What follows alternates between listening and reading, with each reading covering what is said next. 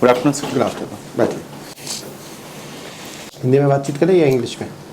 दोनों में कंफर्टेबल है सर। ठीक है, तो आप अपने बारे में कुछ बताइए पहले। सर मेरा नाम आदर्श कुमार नंदा है। मैं बिहार के अरवल ज़िले का रहने वाला हूँ। मैंने शुरुआती स्कूलिंग जो है जवाहर नवोदय विद्यालय से पूरी की है। उसके बाद मैंने अपनी स्नातक IIT ISM धनबाद से पूरी की है। फिर मैंने 1.5 साल एज ए सीनियर फैकल्टी काम किया। उसके बाद ये मेरा प्रथम प्रयास है BPSC में। सीनियर फैकल्टी कहाँ काम किया आपने? सर K-12 में। ये कोचिंग है जो कि IIT JEE के एस्पिरेंट्स को कोच करती है सर। ठीक है, और आपका हॉबी? मेरी हॉबी ड्रामेटिक्स है सर। ड्रामेटिक्स क्या होता है? ड्रामेटिक्स ड्रामेटिक्स सर अपने एक तरीका है एक्सप्रेस करने का, अपने जो भी है थॉट्स बिलीव्स को एक्सप्रेस करने का ड्रामा। तो, जी सर। अच्छा, पॉलिटिकल साइंस के भी स्टूडेंट हैं? जी सर। आपको लगता है कि इंडियन डेमोक्रेसी जो है ये ड्रामा से कुछ कम नहीं है?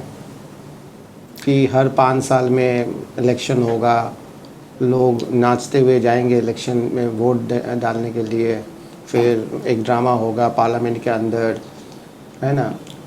इससे कुछ मिलता जुलता है या ड्रामा नहीं है Indian democracy? Sir prima facie अगर न्यूज़ रिपोर्टिंग और जितने भी मीडिया के ओपिनियंस हैं उनकी बातों को सुने तो ऐसा प्रतीत होता है कि इंडियन डेमोक्रेसी एक ड्रामा है। लेकिन इंडियन डेमोक्रेसी मेरे हिसाब से काफ़ी रोबस्ट डेमोक्रेसी है, काफ़ी पुरानी डेमोक्रेसी है। और ये डेमोक्रेसी लोगों के बिहेवियर से चलती है, यहाँ के स्ट्रॉन्ग इंस्टीट्यूशन की वजह से चलती है, जिनमें लोगों का अटूट विश्वास भी है सर। अच्छा, तो इंडियन डेमोक्रेसी के कुछ फ्लॉज बताइए, एकदम ग्लेयरिंग जो दिख जाता है। जी सर। जैसे ड्रामा में हमें दिख जाता है ना, आपका परफॉर्मेंस अगर आप दे रहे हैं तो ऑडियंस को पता चल जाता है कि यहाँ पे आपने मिस्टेक किया है। जी तो इंडियन डेमोक्रेसी का कुछ फ्लॉज बताइए आप। सर इंडियन डेमोक्रेसी के कुछ फ्लॉज में है सर। एक तो अभी recent association of democratic reforms की रिपोर्ट में भी ऐसा कहा गया है कि जो 43% ऑफ MPs है, they are having criminal charges over them. Second है कि unparliamentary behaviour of MPs, there are many cases जहाँ पे जो है अनपार्लियामेंट्री बिहेवियर देखने को मिला है। और सर चुनावों में भी कई बार पैसों का रोल, अगर क्लियर शब्दों में कहे तो मनी एंड मसल पावर का रोल दिखता है सर। तो ये कुछ फ्लॉज हैं जो मुझे इंडियन डेमोक्रेसी में दिखती हैं, जो कि सुधारने की अत्यंत आवश्यकता है। तो कैसे सुधारेंगे? क्योंकि जो लोग इलेक्ट होकर जा रहे हैं वो इसी समाज से ही है, तो इसका मतलब समाज में ही कुछ प्रॉब्लम है, क्योंकि बाहर से तो आ नहीं रहे वो, हम ही वोट दे रहे हैं, हम वोट दे के उनको भेज रहे हैं। तो या तो हमारे में कोई कमी है, हमें ठीक से इलेक्शन के टाइम हम वोट नहीं दे पा रहे, या जो लोग इलेक्शन लड़ रहे हैं वो लोग सही नहीं है, जैसा आपने बताया कि मोर देन 40% क्रिमिनल रिकॉर्ड वाले हैं। अब इशू ये है कि कैसे इस प्रॉब्लम को सॉल्व करेंगे, क्योंकि समाज से अगर है तो इट विल टेक टाइम। एक दिन में तो सॉल्व होगा नहीं, समाज के सभी लोग बदल जाएंगे और कल जो है हर कैंडिडेट अच्छे आएंगे, ऐसा तो पॉसिबल नहीं है। अब मुझे एक जो रियलिस्टिकली पॉसिबल है ऐसा कोई सोल्यूशन दीजिए आप। सर मेरा ऐसा मानना है कि कोई भी सोसाइटी परफेक्ट नहीं होती है।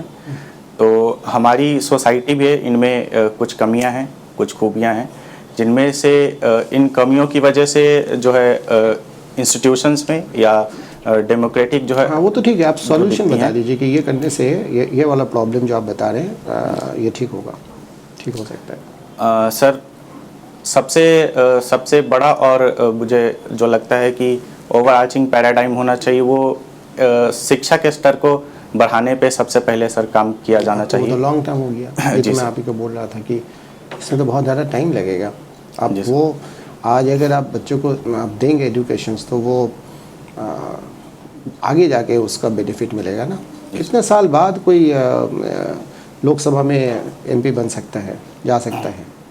कितने साल लगता है? कि क्या एज क्राइटेरिया है लोकसभा में सर? लोकसभा में जाने के लिए सर 25 साल होने चाहिए सर। होने चाहिए ना? जी सर। तो टाइम लगेगा। मैं चाहता हूँ कि अभी इमीडिएट सोल्यूशन बताइए आप। सर मेरा मानना है कि डेमोक्रेसी जो है 1-2 दिन में रोबस्ट नहीं बन सकती, इनमें टाइम लगता है और लगना सॉल्यूशन चाहिए आपके पास इसका मतलब नहीं है। अच्छा आदर्श, आपको नहीं लगता कि ये एक बहुत बड़ा प्रॉब्लम है एडमिनिस्ट्रेशन में कि सॉल्यूशन ये लोग नहीं दे पाते हैं? एक तो एडमिनिस्ट्रेशन का प्रॉब्लम है, ये रेड टेपिज्म है ना, फाइल को लेके बैठ जाते हैं। और दूसरा है कि इनको ये लोग सोच नहीं पाते हैं एडमिनिस्ट्रेशन में भी। मैं इससे पूरी तरह से सहमत नहीं हूँ सर। जो रेड टेपिज्म और नहीं सोचने वाली प्रॉब्लम है, ये पहले अभी जितनी है इससे काफ़ी ज़्यादा थी सर पहले, जो कि समय के साथ दूर हुई है। और गवर्नमेंट ने ही पॉजिटिव स्टेप्स लिए हैं और साथ में सिटीजन्स ने भी उस दिशा में काम किया है। तो दोनों के प्रयासों से ये सफल हो पाया है सर। बट ये ऐसा पूरी तरह कहना सही नहीं है कि गवर्नमेंट सोच नहीं पाती या मशीन। अच्छा चलो, एक केस स्टडीज़ आपके साथ डिस्कस करते, एक सिचुएशन मैं आपको देता हूँ, ठीक है ना। आप मान लीजिए बीपीएससी के थ्रू आप सिविल सर्विसेज में आ गए, कोई भी एक डिपार्टमेंट में आप आ गए, आप बॉस हैं और आपने देखा कि लंच के टाइम कुछ स्टाफ, फीमेल स्टाफ, वो आपसे मिलना चाहते हैं, है ना। तो फिर जब आप उनसे मिले तो उन लोगों ने बोला कि सर एक कंप्लेंट है रिगार्डिंग मिस्टर एक्स जो उसी ऑफिस में काम करता है। जी। कंप्लेंट ये है कि वो जो लड़का जो है वो टी शर्ट पहन के ऑफिस आता है और इसमें लिखा रहता है आई लव यू। जी सर। अब हम लोग साथ में बैठते हैं और हमें बहुत ख़राब लगता है ना। आप कोई एक्शन लीजिए, आप क्या एक्शन लेंगे?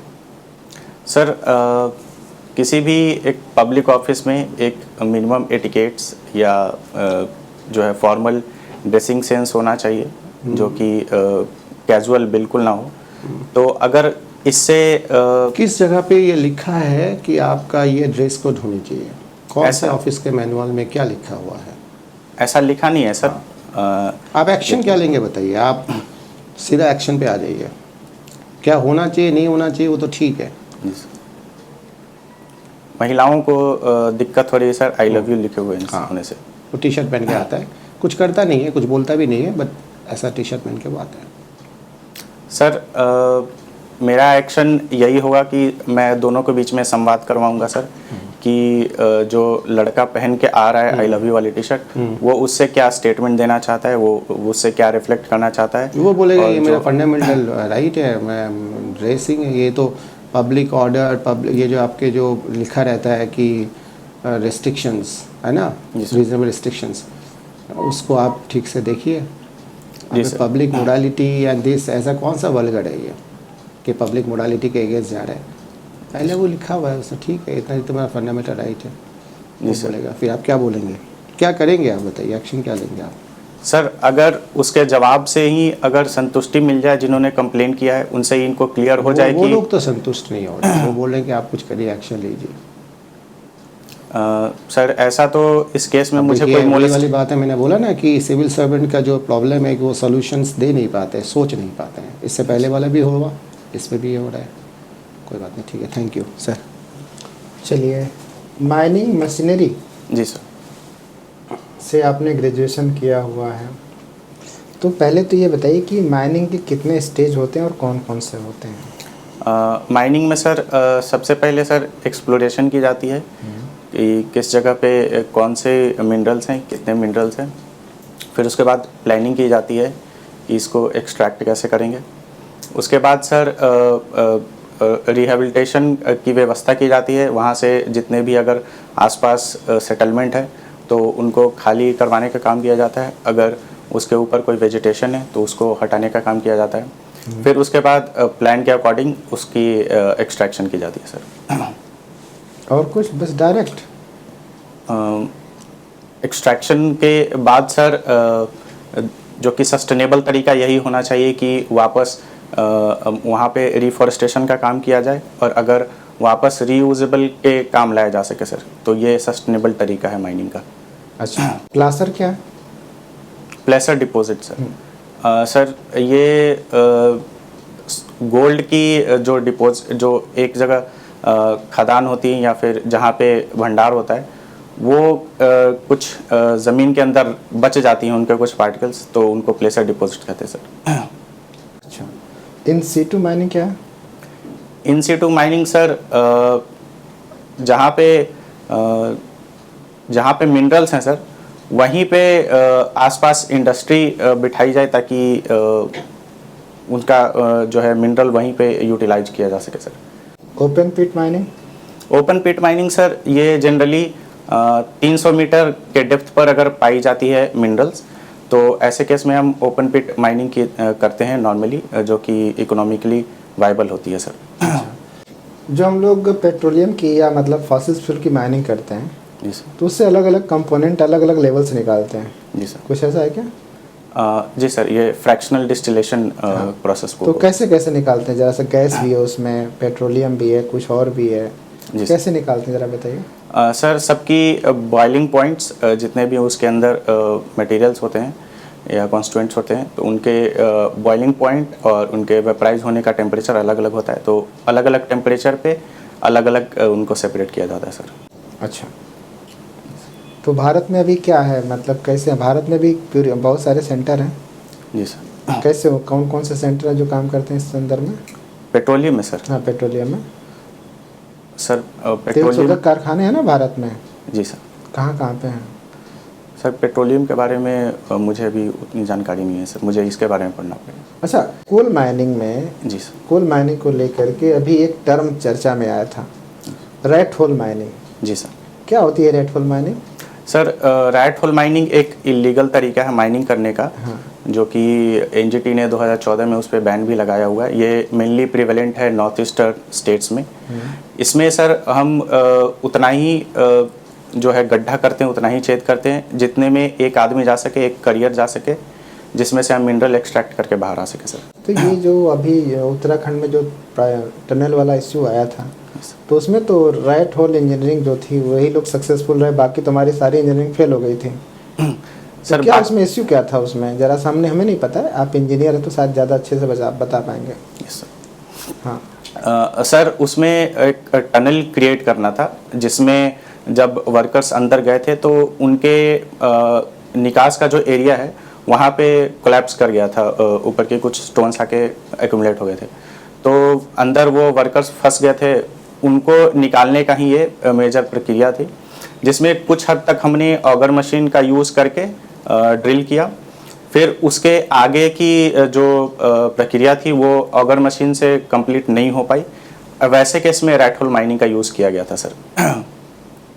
अच्छा, चलिए, पॉलिटिकल साइंस आपने ऑप्शनल रखा हुआ है। जी सर। तो हमारे एक प्रधानमंत्री थे जो 2 बार प्रधानमंत्री बने, लेकिन दोनों बार कार्यवाहक बने। आप बता सकते हैं किसके बारे में बात कर रहा हूँ? कार्यवाहक सर? हाँ, कार्यवाहक प्रधानमंत्री। जनरली प्रधानमंत्रियों की जो लिस्ट होती है उसमें कार्यवाहक नहीं देखते हैं, लेकिन कई बार हम एक ऐसे व्यक्ति को जानते हैं जिनको प्रधानमंत्री तो बनाया गया लेकिन कार्यवाहक बनाया गया, caretaker, prime minister. Sir I am not able to recall right now sir. अच्छा, कोई बात नहीं है। राज्य की संवैधानिक परिभाषा और राज्य की राजनीतिक परिभाषा ज़रा बताइए।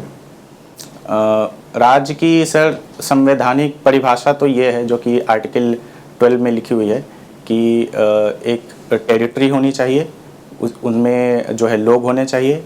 अच्छा, अनुच्छेद 12 में लिखा है। जी सर, स्टेट की परिभाषा। ठीक है, बताइए। और जो स्टेट हैं, स्टेट की मशीनरी है वो सॉवरेन होनी चाहिए सर। अच्छा, और राजनीति विज्ञान में राज्य की परिभाषा क्या लिखी है? सर राजनीतिक विज्ञान में स्टेट की परिभाषा कई थिंकर्स ने दी हैं सर, जो कि उनका मानना ऐसा है कि स्टेट जो है एक कंसेंसस से बनता है। लोग जो है आपस में एक ऐसा अनरिटेन एक कंसेंट उनके बीच में साइन होता है, जिसकी वजह से स्टेट एग्जिस्टेंस में आता है, जिनके कुछ थिंकर्स प्रमुख हो गए जैसे हॉब्स। तो सोशल कॉन्ट्रैक्ट थियोरी क्या है? राज्य की उत्पत्ति का सिद्धांत क्या है इनका? जी सर, यही एग्जैक्टली सोशल कॉन्ट्रैक्ट की थ्योरी यही कहती है सर कि स्टेट में जितने लोग रहते हैं उनके बीच में एक सहमति बनी है। हॉब्स, लॉक, रूसो तीनों का अलग अलग मानना है। जी सर। हाँ सर हॉब्स जो है सोशल कॉन्ट्रैक्ट थ्योरी, उनकी सोशल कॉन्ट्रैक्ट थ्योरी में वो स्टेट को एब्सोल्यूटिस्ट मानते हैं, बोलते हैं कि स्टेट के पास एब्सोल्यूट पावर है, जिनमें स्टेट का कारण, स्टेट के एग्जिस्टेंस का कारण है लोगों की अच्छा, ऐसा नहीं लगता कि हॉब्स ने या लॉक ने जो थियरी दी थी, यस, वो थियरी उन्होंने वास्तव में थियरी नहीं दी थी, उन्होंने अपने समय में जो उनके देश में जो परिस्थितियाँ चल रही थी उसको जस्टिफाई करने के लिए एक विचार दे दिया। सर ऐसा कई बार कहा जाता है सर, अरे मुझे कुछ हद तक सही भी लगता है। लास्की ने भी ऐसा कहा है कि एवरी थिंकर इज चिल्ड्रन या चाइल्ड ऑफ हिज टाइम। तो ऐसा बिल्कुल कहा जा सकता है कि उनके समय पे जैसी परिस्थितियां रही हैं उनको। क्या इंग्लैंड में हॉब्स के समय में क्या कुछ परिस्थितियां थी?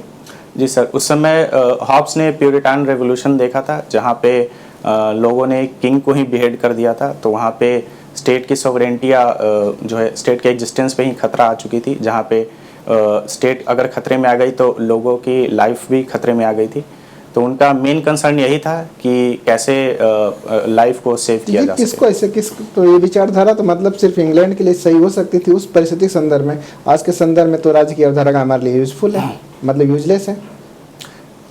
सर कंप्लीटली यूजफुल नहीं है सर। अभी भी अगर स्टेट फेल कर जाए तो ऑब्वियसली हम एज अ सिटीजन या जो भी। अच्छा, राज्य की मार्क्सवादी अवधारणा क्या है? मार्क्सवादी की राज्य की क्या मार्क्सवादी अवधारणा, राज्य की मार्क्सवादी अवधारणा क्या है? सर मार्क्स के हिसाब से मार्क्स एक्चुअली एक ऐसी सोसाइटी की परिकल्पना करते हैं जहाँ पे कोई स्टेट नहीं है, जहाँ पे लोग बराबर हैं।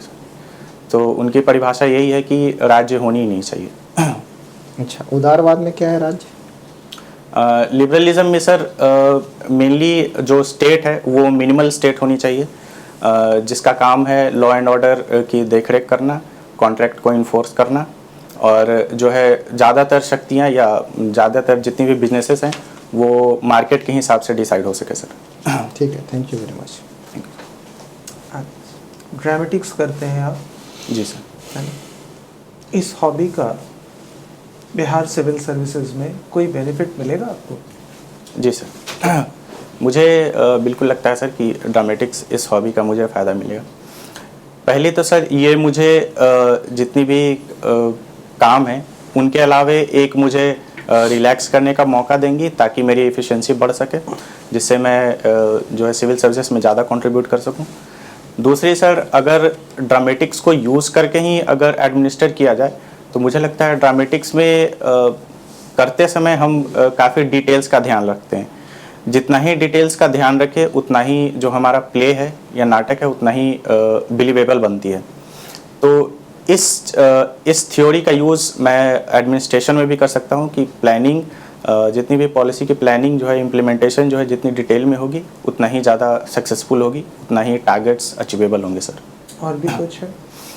और सर जैसे जितने भी स्क्रिप्ट्स हम उनको प्ले करते हैं तो उनमें सर हम लोगों की लाइफ कैसी होगी या लोग कैसे सिचुएशन में कैसे रिएक्ट करते हैं, इन पे भी काम करते हैं सर, उनकी तरह सोचने की कोशिश करते हैं। तो एक तरह से हम इस मेथड को जो है एडमिनिस्ट्रेशन में यूज़ कर सकते हैं कि विभिन्न जो सोशियो इकोनॉमिक कंडीशन से लोग बिलोंग करते हैं उनकी मानसिकता कैसी हो सकती है, कैसा वो सोच सकते हैं, और उस दिशा में मैं कैसे कंट्रीब्यूट कर सकता हूँ।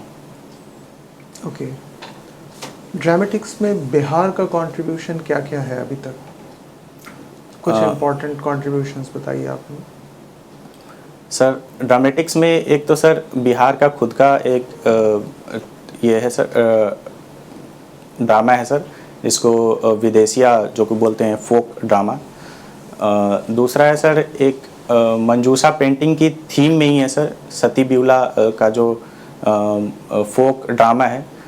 तो मुझे लगता है कि ड्रामा में बिहार के कंट्रीब्यूशन ये दोनों है सर फोक लेवल पे।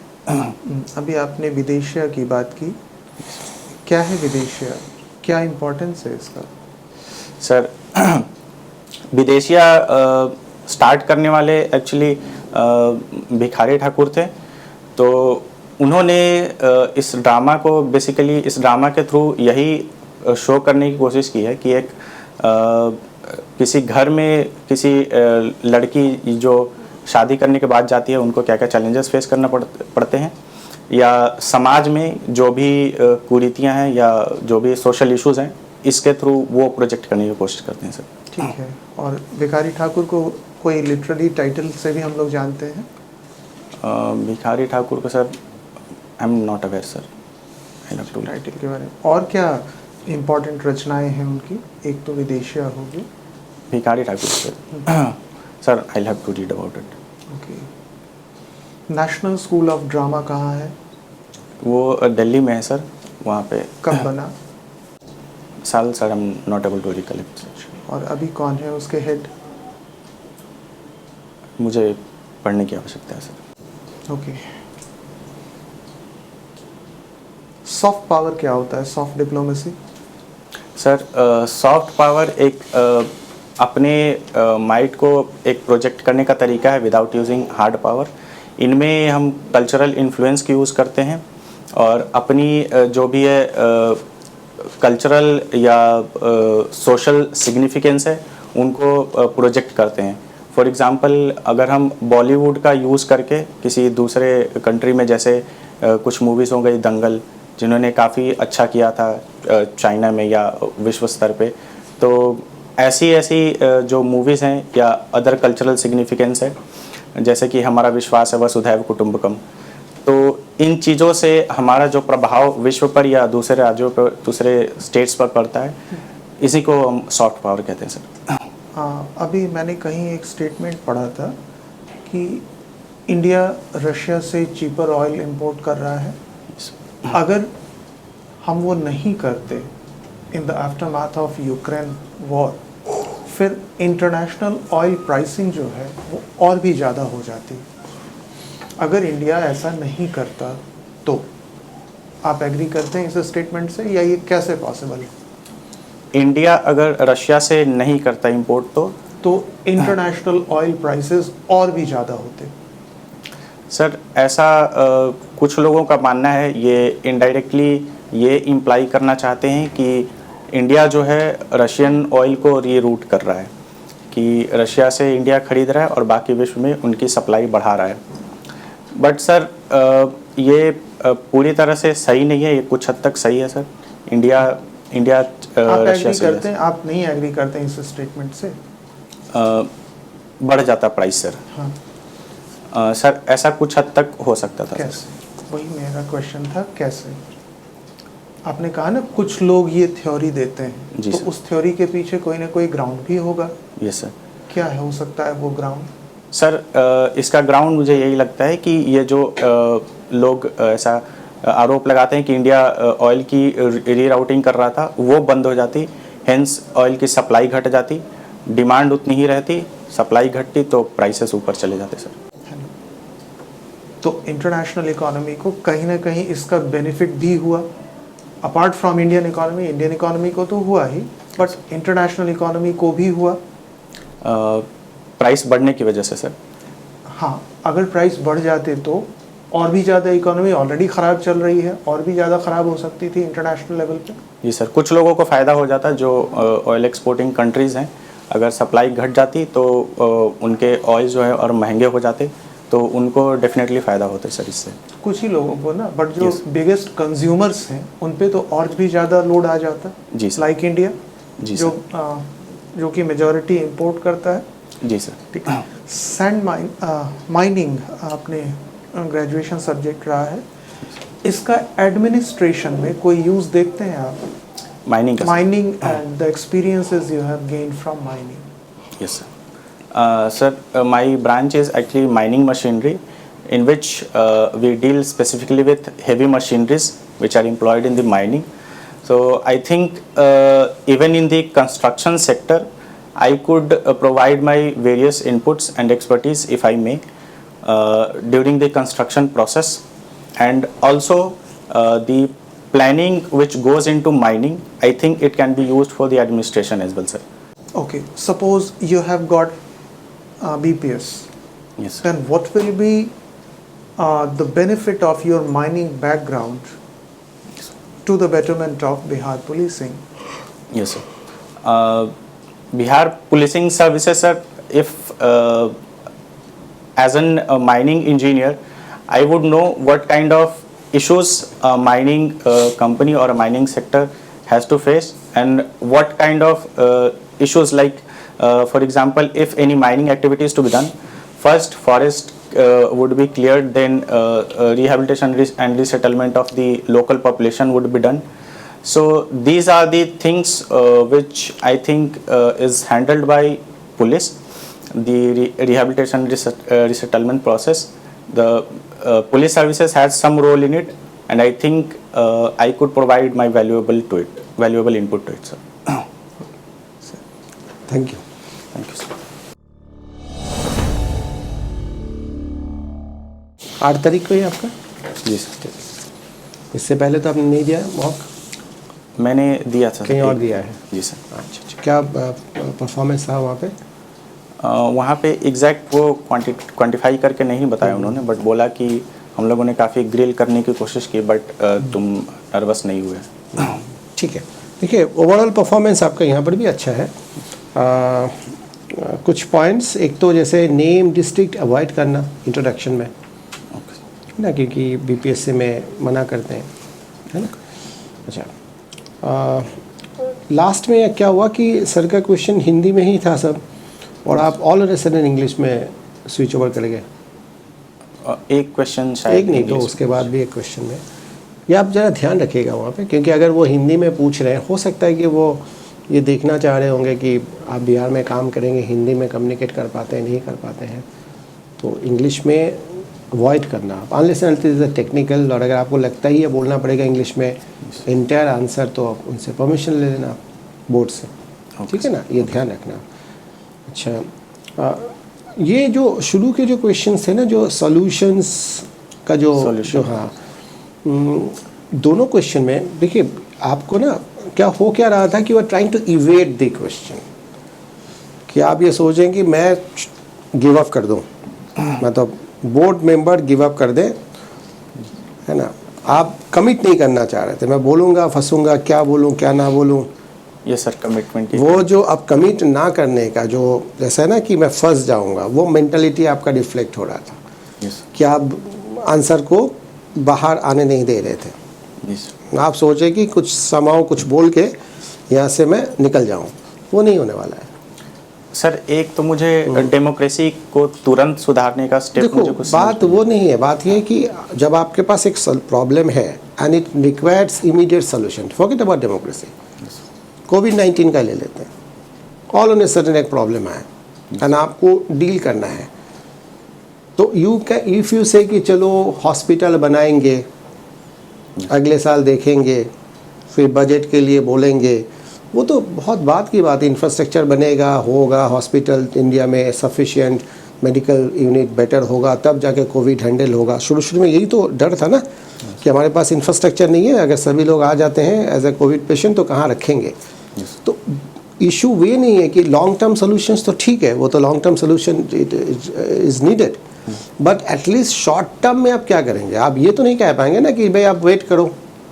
Are you getting my point? Question democracy का नहीं था, क्वेश्चन इज अबाउट कि whether you are being able to take prompt decision और नॉट। उससे आप सोचेंगे कि मैं बच जाऊंगा और मैं गलत बोलूँगा, यू हैव टू से सर्टेन थिंग्स।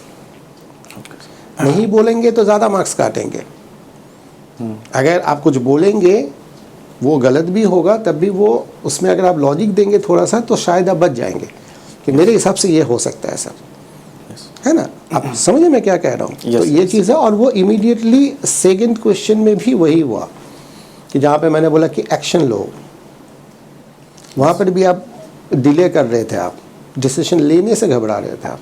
यस। तो इसको थोड़ा सा दिमाग में रखना पड़ेगा आपको। जब वो बोल रहे हैं कि आप इमीडिएट कुछ आप बताइए, तो इमीडिएट जो पॉसिबल है आप ये ज़रूर बोल सकते हैं कि सर इसके लिए लॉन्ग टर्म प्लानिंग चाहिए, है ना, ये करना पड़ेगा वो करना, बट इमीडिएटली सर मैं ये कर सकता हूँ। यस, ये पॉसिबल है, ठीक है ना। यस। और बाकी तो ठीक है। प्राइम मिनिस्टर गुलजारी लाल नंद जो है ना, उसके बारे में आपका नाम में सरनेम है ना। Yes sir. तो वो ज़रा पढ़ लेना सर का वो क्वेश्चन। गुलजारी लाल नंदा के बारे में नहीं पढ़ाया? पॉलिटिकल साइंस है आपका। 64 और 66 2 बार वो प्राइम कार्यवाहक प्रधानमंत्री, वही बने ही थे और कोई बना ही नहीं है। यस सर, ठीक है ना, वो ज़रा देख लेना। जी सर। और use of mining in administration, ठीक है, आप एक पार्ट है बिहार के कॉन्टेक्स्ट में आपने बोला है, बहुत बढ़िया था वो आंसर कि बिहार में माइनिंग का प्रॉब्लम है, ये है वो है, तो ये नॉलेज काम करेगा। एंड एक थोड़ा सा उसमें फ्लेवर लाने के लिए आप ये बोल सकते हैं कि ये जो आपका जो एसेंस है माइनिंग का, कि किसी भी चीज़ को एक्सट्रैक्ट करना, किसी भी चीज़ को नीचे से निकालना, यस ये एक ओवरऑल आपके पर्सनालिटी में एज देगा। ये जो एटीट्यूड बिल्ड हो जाता है कि इंफॉर्मेशन के डीप में जाना है और डीप से आप किसी चीज़ को निकाल रहे हैं, जो सरफेस लेवल में जिसको आप देख नहीं पाते हैं, थोड़ा सा अंदर जाना पड़ता है, डीप में जाना पड़ता है। ये एटीट्यूड बिल्ड किया है आपको आपका इससे पढ़ाई जो है। Thank you sir. ठीक है ना, तो ऐसे थोड़ा सा फ्लेवर, पहला जो पार्ट था दैट इज़ वेरी गुड, कि जो ऐप डायरेक्टली लिटरली काम आएगा वो ठीक है, साथ में ये वाला ऐड कर सकते हैं। यस ठीक। इसीलिए मेरा जो नेक्स्ट क्वेश्चन था वो था रिगार्डिंग पुलिसिंग। यस वहाँ पे ये एटीट्यूड आता ना, क्योंकि आपका फर्स्ट प्रेफरेंस है पुलिसिंग, यस है ना, इन्वेस्टिगेशन। Yes sir. यस वहाँ पे आप लिंक कर सकते थे, मुझे लगा कि आप हैंडल कर लेंगे। और एक जगह और आप थोड़ा ब्रॉड सोच सकते थे, यूज़ ऑफ ड्रामा। यस ठीक है, आपने बोले हैं एक दो पॉइंट्स, बट अवेयरनेस जो कर भी रही है गवर्नमेंट, ड्रामेटिक्स के थ्रू अवेयरनेस, ये Yes. तो आप बोल ही सकते थे, यस सर। है यस ना। सर। तो एक तो ये ऐसे पॉइंट्स है ना जो कि हमारे आंसर्स को एनरिच कर देते हैं। Yes all the best.